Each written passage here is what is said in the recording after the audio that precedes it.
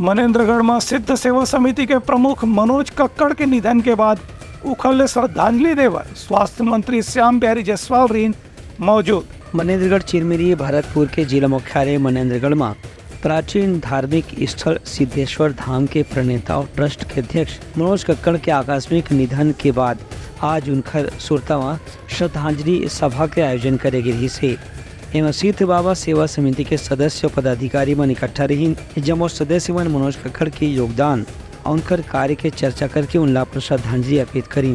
एक कार्यक्रम में स्वास्थ्य मंत्री श्याम बिहारी जायसवाल घरो शामिल हुई।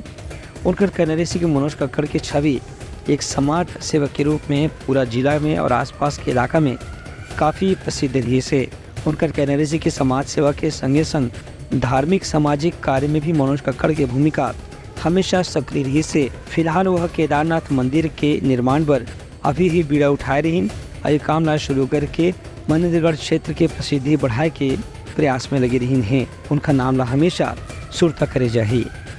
Bureau report Uttarakhand news.